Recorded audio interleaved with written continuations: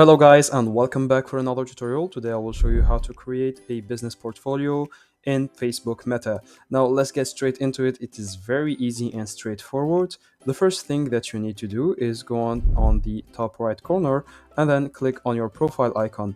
Now here go to see all profiles and open your page. Now once you have opened your page, go to your profile on the top left, click on the page and then here go to Meta Business Suite. So click on it once and then it will redirect you to another page, which is basically the Meta Business Suite. Okay.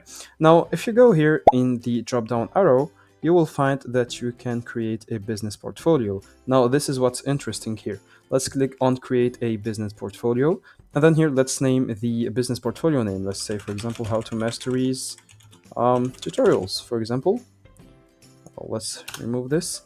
And then here, enter the contact info. So the first name, last name, and then the business email. So let me type my email here and then just go on and click on create. Now make sure to use a correct business portfolio name. As you can see here, the name you choose for your business portfolio isn't valid, etc. So let's choose another one. Now once you have created the business portfolio, you can add relevant business assets and then well, I'm not going to do it for this tutorial. I'm gonna skip it, but you can do it. So here, let's just click on next. And here you can add another person via email. So you can enter the email address, for example, for people to manage your account or for people to be contacted like the staff or support, etc. So you can here choose employee or full control, etc. So let's click on next here.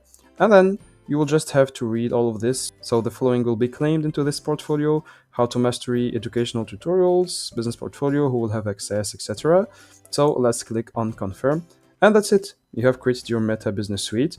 Now, of course, you will have to fill out all the details like the legal business name, the address, business phone, website, etc. So you have to go through all the details here. I'm going to let you go through all of these details because every setting is proper to one page, okay? I can't do a tutorial about that because it's too specific for each page.